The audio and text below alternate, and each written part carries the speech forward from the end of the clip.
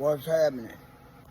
It's OG Eddie Lee, and those who have watched me perform my automotive details, maybe they watch me buff a car, and they could tell by the way I buff the car and the way the exterior paint looks when I'm through, that I'm loyal to the whatever business I'm working for, whatever salon, whatever detail shop, whatever dealership. And I tell them they got me mistaken, but for some reason these days, you could convince a person more if you told them a lie. They'll believe a lie quicker than they would believe the truth. You know, I specialize in being as honest as possible. I've lived my earlier years, teenage years, being dishonest. I wanted more than what I had, and I had more than I needed for a 14 and a 15-year-old teenager. You know, when you 14 and 15, and if you got a bicycle and you got a few dollars in your pocket, better not let you have a bicycle and you got a summer job. That's basically all the average teenager look to have. It's some spending money, and maybe a better way to get around. And that depends on how advanced the teenager is. You got teenagers that was in my age group that were just as happy dribbling a basketball, throwing a football, walking, and with very little coins in their pocket, right? Didn't even get an allowance from their parents or parent, didn't have a summer job, none whatsoever. Didn't try to cut no grass, didn't try to rake no leaves, didn't get no paper out or none of that, and they seem to be content. But I guess I'm a little different than the average because I had a paper route which I sold the Beacon community newspaper in my hometown of Mobile, Alabama. Now, a lot of y'all probably don't know about the Beacon newspaper. It probably was before y'all time, way before y'all time. Now, to give you a little history on the Beacon was a black community newspaper that made you aware of what was going on in the surrounding black communities. A lot of the elderly people that couldn't get around like they used to, a lot of the elderly people that never learned to drive a car, right?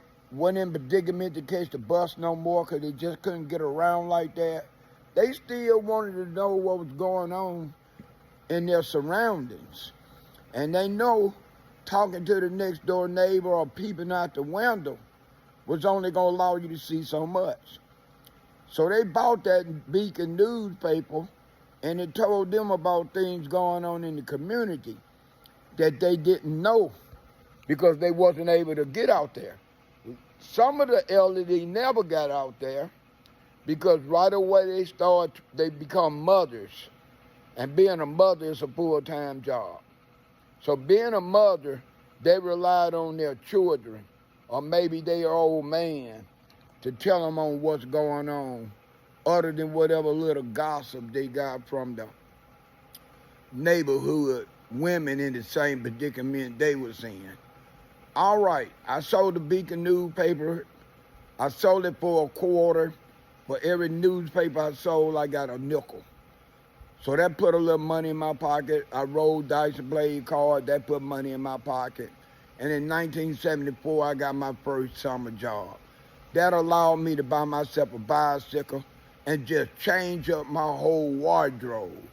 Go away or get away from those hand-me-downs and start wearing myself some fresh threads, man.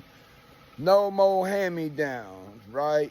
No more being out of style, clothing style or shooting style, and having the other kids laugh at me or look at me strange because I ain't wearing what they wore. Which I always found it surprising because a lot of those kids didn't do anything to earn any money. The boys didn't have no kind of hustle from a paper route to raking grass, you know what I mean, or cutting the yard.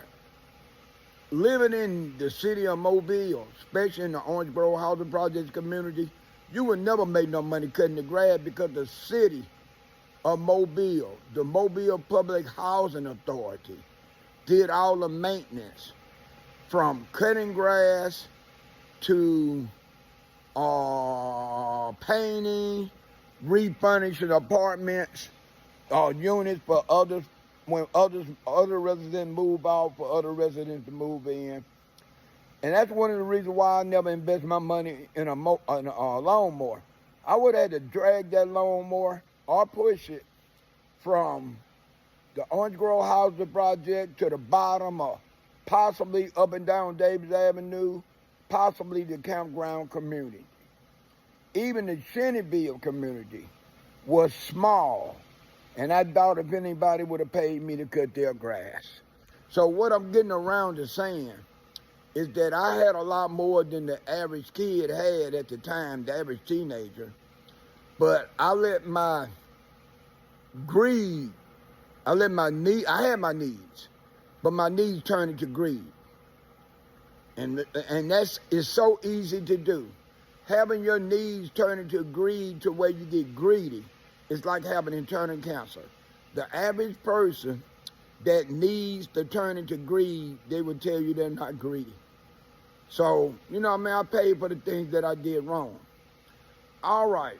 See, I done already basically swung myself off a course on what I wanted to say. But I will say this. People have a tendency to believe lies than they do the truth. Now, back to what I was saying about automotive detailing. I am dedicated to the art of detailing. I'm about as much dedicated to the art of detailing than a painter painting a picture.